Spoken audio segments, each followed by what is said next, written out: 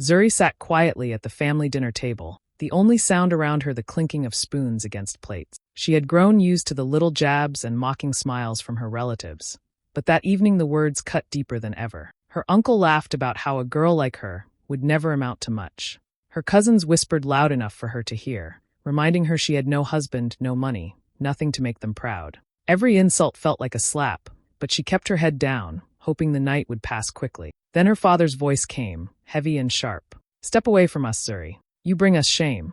The table fell silent. Everyone looked at her as if those words were final, as if a wall had been built between her and the family she longed to belong to. She froze, her spoon trembling in her hand. Her chest tightened, and for a moment she couldn't breathe. She wanted to scream, to remind them she was still their daughter, their sister, their blood. But no words came, only the sting of tears she fought to hide. She felt small, like an outsider in her own home, as though love had been pulled away in front of everyone. The laughter that followed was cruel, echoing in her ears long after the meal ended. That night, sitting alone in her room, Zuri realized something heartbreaking. Her family had chosen to push her away, and her world was no longer the same. That night, Zuri locked her door and let the tears fall without holding back. She pressed her face into her pillow to muffle the sobs, afraid someone might hear, though no one in that house cared enough to check on her. Her chest hurt from crying, her eyes burned, and her mind replayed her father's words again and again. "Step away from us, you bring us shame." The sentence kept echoing,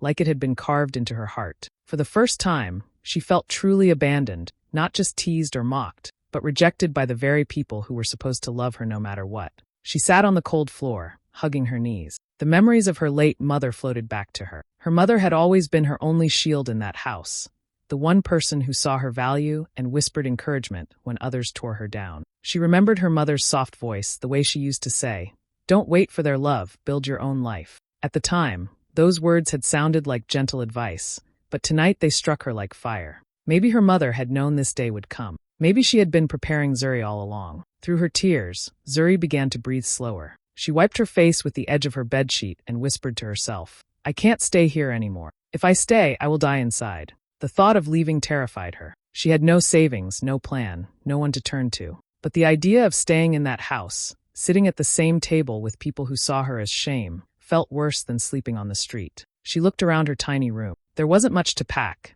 just a few clothes, an old handbag, and a notebook where she scribbled her dreams. She touched the notebook with trembling fingers.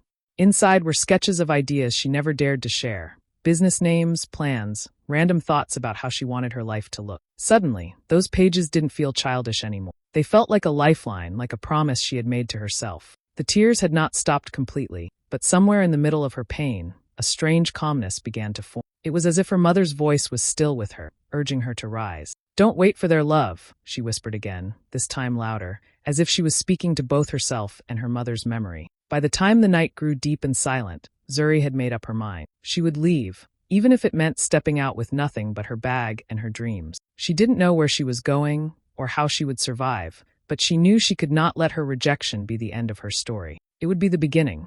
That spark of hope, small as it was, became her new light in the darkness. The morning Zuri left her family's house, the sun was already hot on the streets of Lagos. She carried nothing but a small bag and a heart full of fear. She didn't know where her steps would lead, but she kept walking. Eventually, she found herself in Ajagunal, a place she had only heard about. The streets were noisy, crowded, and full of life, but also rough. Children ran barefoot, traders shouted prices, and loud music played from old speakers. It was not the kind of place she had imagined living, but when she found a tiny room she could afford, she took it without hesitation. The room was small enough that she could stretch out her hands and almost touch both walls. The paint was peeling, and the window barely open, but it was hers.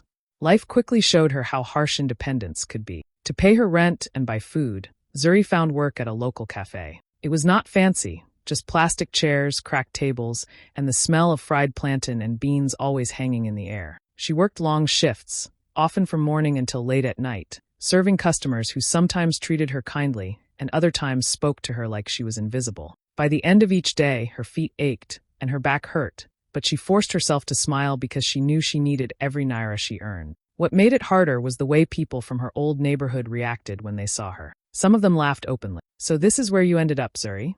From your father's house to serving tea in Ajagunal." Others whispered behind her back, shaking their heads as if her life had become a warning story. The gossip reached her ears, and each word stung, but she bit her tongue and kept working. Deep inside, she promised herself that their laughter would not be the final sound in her story. On the loneliest nights, she sat in her small room with only a candle burning. She counted her money carefully, wrote in her notebook, and reminded herself why she left home. There were days she went to bed hungry, nights she cried into her pillow again, but through the struggle, something inside her began to harden, not in a bitter way, but in strength. She realized she could survive without the people who pushed her out. She was learning how to stand on her own. Every morning when she tied her scarf and stepped out into the busy streets, Zuri told herself she was one step closer to the life she wanted. She was not there yet, but her determination grew stronger with every insult, every long shift, every lonely meal. Ajagunal had given her pain, but it was also giving her something priceless, resilience.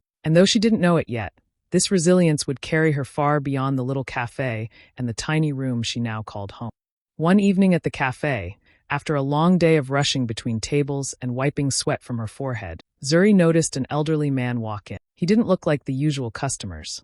While most people came in quickly for cheap meals, this man walked with a calm grace. His white agbada was simple but clean, and he carried a cane that looked more like a symbol of pride than a tool for support. He chose a seat near the window, and when Zuri approached him, she greeted him with her usual warm smile. "Good evening, sir. What would you like to have?" she asked politely. The man looked at her with kind eyes before ordering a plate of jollof rice and grilled fish. His voice was gentle, but there was authority in it, the kind that came naturally, not from trying to impress anyone. Zuri quickly brought his food, making sure the plate was set neatly and the water glass filled to the brim. Unlike other customers who often barked orders or complained about small things, he thanked her softly each time. As he ate, he kept observing her. He noticed how she handled other customers with patience, even when they were rude. He saw how she remembered people's preferences and how she managed to stay calm in the noisy chaos of the cafe. When he finished his meal, instead of leaving right away, he called Zuri back to his table. "My daughter," he said, leaning slightly forward, "you are different. You serve with respect, but also with dignity.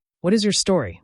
Zuri froze for a moment. No one had ever asked her that before, not with genuine interest. She hesitated, but then, in simple words, told him a little about herself. She didn't share everything about the pain of her family, but she mentioned she was working hard to build her life from nothing. The man listened without interrupting, nodding slowly. When she finished, he smiled. "You remind me of myself when I was younger. I see intelligence in your eyes, and I see strength in your voice.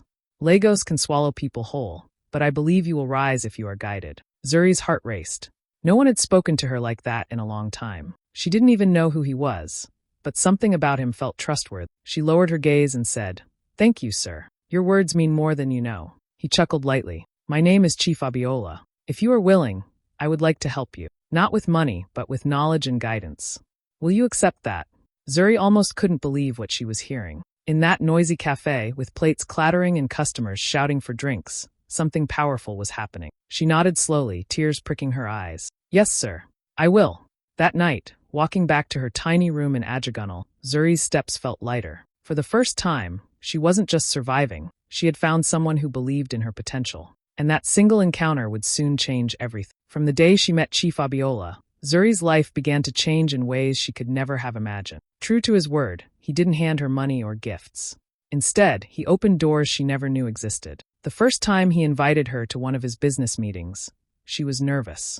She wore her best clothes, though they were simple compared to the polished suits and dresses she saw in the room. At first, she felt out of place, but Chief Abiola reassured her with a gentle nod that told her she belonged. He introduced her to people she had only read about in newspapers, business owners, politicians, and leaders of organizations. At first, she stayed quiet, simply listening, but she absorbed every word. She studied how they spoke with confidence, how they explained ideas clearly, and how they carried themselves with authority. Chief Abiola noticed her quiet hunger to learn and began giving her tasks. "Read this report," he would say, handing her documents on finance or trade. Or, "Prepare a short speech for tomorrow. Practice in front of me first." At night, back in her tiny room, Zuri would stay up late, reading, writing, and practicing her speeches in front of her mirror. She stumbled many times, forgetting words or feeling her voice shake, but she never gave up. Slowly, she began to improve. The first time she gave a presentation in a small gathering, her palms were sweaty, but when she finished, people clapped. That moment stayed in her heart like a spark of fire. Chief Abiola also taught her about leadership.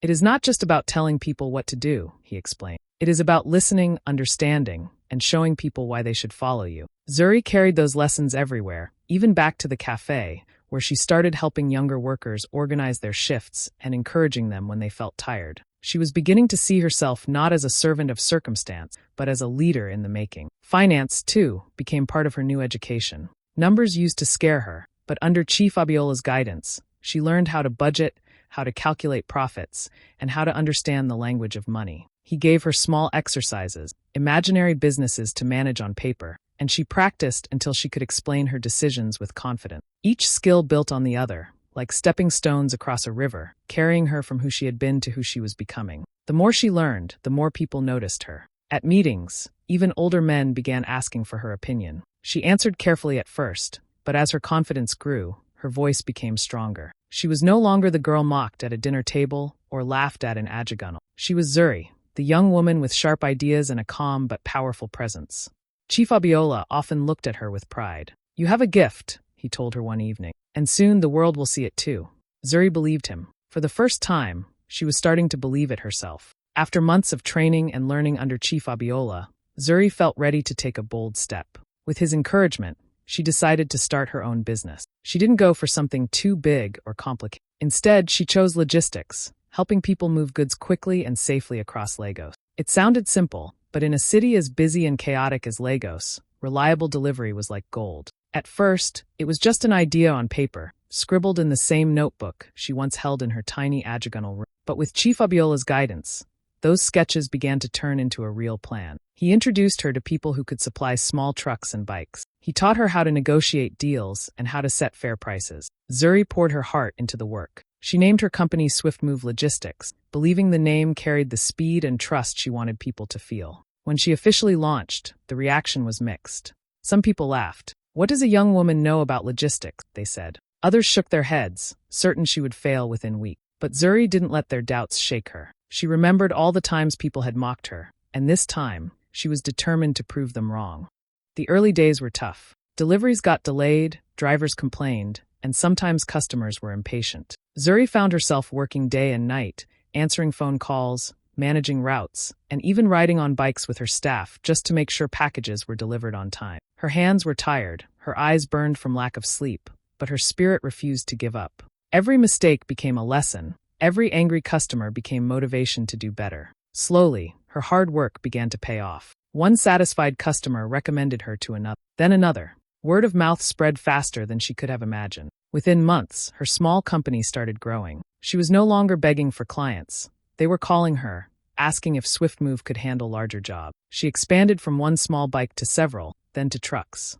What started as a small idea in her notebook was now moving goods all across Lagos. Zuri couldn't believe how far she had come in such a short time. She remembered the tiny cafe, the insults from neighbors, the loneliness of her early days in Ajagunal. Now she was running meetings, signing contracts, and leading a team that respected her. Even those who had once doubted her began to take notice.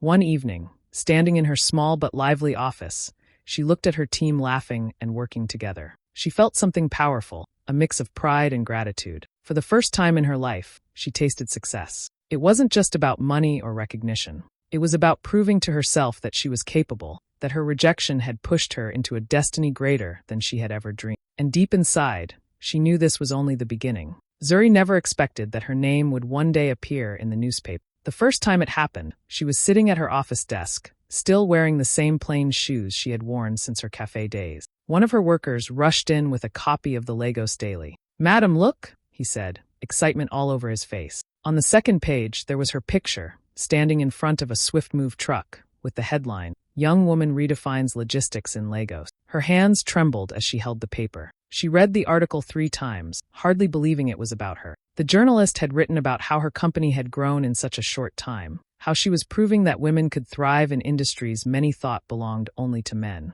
The words filled her chest with pride. It wasn't just about recognition. It was proof that her long nights and endless sacrifices had not been in vain. Soon after, more newspapers and blogs picked up her story. People began to talk about her not as the girl who was mocked, but as the rising entrepreneur changing the game. Invitations started arriving in her email, business seminars, networking dinners, and even elite galas she had once only seen on TV. At first, she felt nervous.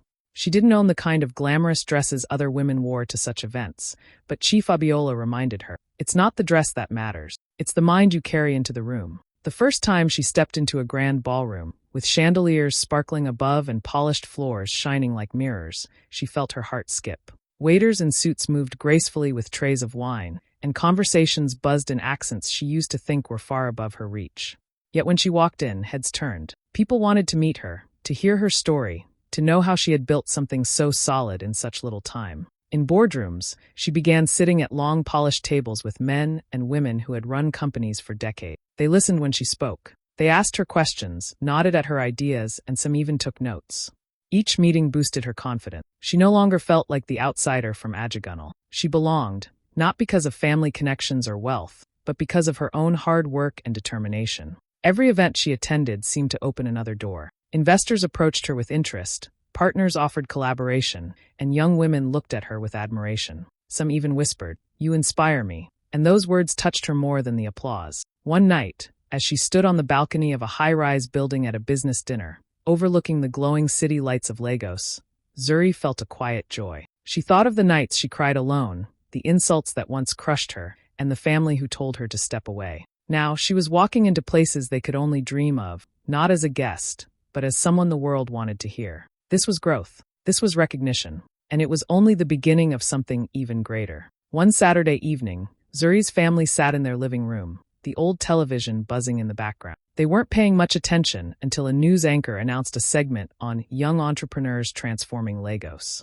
Then her face appeared on the screen, Zuri, standing tall in a smart suit, speaking confidently about swift move logistics and the importance of building trust in business. Her smile lit up the room, her voice was steady, and her presence filled the screen. For a moment, silence fell in the room. They couldn't believe it. The same girl they had mocked at the dinner table, the one they told to step away, was now being celebrated across the city. Her father's jaw tightened, her cousins exchanged uneasy glances, and her aunt muttered under her breath, "So this is what she has been doing." Instead of pride, a heavy wave of jealousy crept in. Within days, the whispers started. In the community, where neighbors excitedly spoke about Zuri's success, her family quickly tried to water it down. "Ah, don't be fooled," one of her cousins would say. "It's not her brain, it's that rich old man backing her. Without him, she is nothing." Her father told people, "All this show on TV, let's see if it will last." Businesses rise and fall every day. Their words carried bitterness, but it was clear they were shaken by how far she had gone without them. Yet, the more they tried to downplay her achievements, the more people admired her. Neighbors who once joined in mocking her now spoke with respect. "That girl has done well for herself," they said. "She worked hard and God lifted her." Some even reminded her family how harshly they had treated her, whispering, "You people pushed her away, and now see what she has become." Those comments stung even more than Zuri's success itself. At home, tension grew. They couldn't escape her image. Newspaper articles, radio interviews, online stories. Every corner seemed to echo her name. Each time her father saw her face on TV, his chest tightened with a mix of anger and regret. Her sisters, once quick to laugh at her failures, now scrolled through social media, secretly staring at her pictures in elegant dresses, standing beside powerful people. Jealousy burned, but deep down a quiet shame followed. Instead of admitting their mistakes, they doubled down. "She is proud now," her aunt declared. "She won't even look back at where she came from. Success has spoiled her." These words spread in the community, but they could not erase the truth. Everyone saw with their own eyes how far Zuri had risen. And somewhere in the middle of their envy, fear grew too. They realized they no longer had control over her story. The girl they once silenced now had a voice louder than all of them combined. The more they tried to pull her down with words, the higher she seemed to climb. For her family, watching Zuri's rise was no longer just surprising, it was unbearable. The night of the charity gala was one Zuri would never forget. The event was held at one of Lagos's most luxurious hotels, where golden lights sparkled against marble floors and cameras flashed at every entrance. Zuri arrived in a sleek black car, her company's logo, Swift Move Logistics, boldly printed on the side. As the driver opened the door, she stepped out in an elegant gown, her confidence glowing just as brightly as the chandeliers above. Guests at the entrance turned to watch her. Some whispered her name, others pointed her out with admiration. To them, she was the young woman who had risen from nothing and was now making a difference in the city. Zuri smiled graciously, greeting reporters and shaking hands as she made her way into the hall. Inside, She had no idea her family was present until she saw them across the room. They stood together awkwardly, dressed in clothes that didn't quite fit the grand setting. The moment their eyes met hers, the air seemed to freeze. Her father's face was stiff, her cousins looked shocked, and her aunt quickly lowered her gaze. They hadn't expected to see her here. Not like this, not walking in as one of the honored guests.